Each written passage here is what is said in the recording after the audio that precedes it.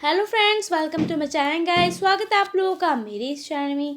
So guys, जैसा कि आप लोग पता है कि स्टॉक मार्केट में ज़्यादातर हम स्टॉक जब बाय करते हैं तो हम ज़्यादातर जो स्टॉक बाय किया जाता है वो सस्ते दाम पे बाय किया जाता है, और जब सेल किया जाता है तब उसका प्राइस बढ़ चुका होता है, मतलब कि महंगे दाम पर।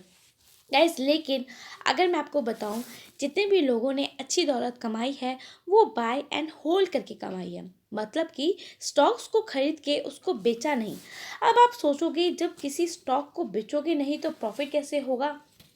तो गाइस, ये प्रोसेस काम कैसे करता है, वेल्थ कैसे बनती है? फॉर एग्जाम्पल, मान लीजिए आप रिसर्च करके हाई ग्रोथ वाली कंपनी में इन्वेस्ट करते हो 1 लाख रुपया, एंड 10-15 साल के बाद वो 50 गुना हो जाता है।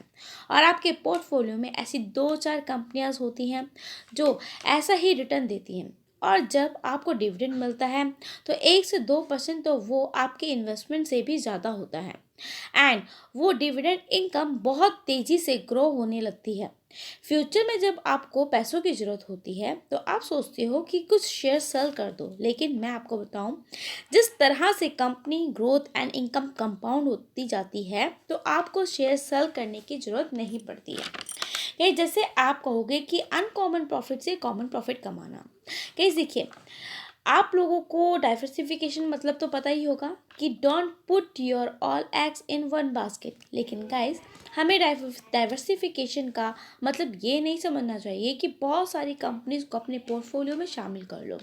डाइवर्सिफिकेशन मीनिंग होता है कम से कम, मतलब 5, 8 या 10 ऐसी कंपनीज अपने पोर्टफोलियो में रखो जो आपको अच्छा रिटर्न दे। उनमें से आप कह सकते हो कि उनमें से 3 या 4 दो कंपनियां ऐसे रिटर्न दे दे जिससे कि आपको जो लॉस भी हो रहा हो तो वो भी कवर हो जाए। गाइस, तो देखिए, हमें ऐसी कंपनी में पैसा इन्वेस्ट करना चाहिए जिसका बिजनेस मॉडल अच्छा हो एंड ग्रोथ हो, पोटेंशियल हो एंड ग्रोइंग कंपनी देखने में लगे।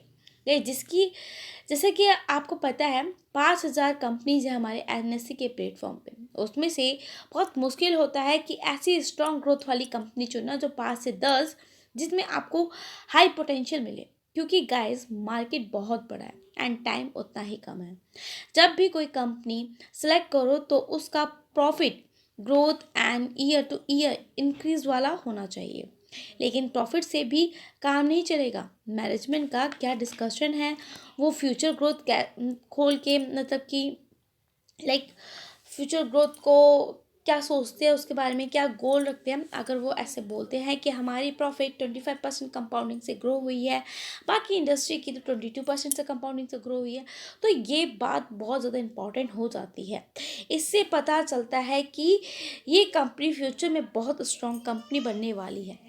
तो गाइज़, हमें हमेशा उन्हीं कंपनियों में पैसा लगाना चाहिए, और सबसे पहले हमें उसके अंदर बॉटम फिशिंग देखनी चाहिए।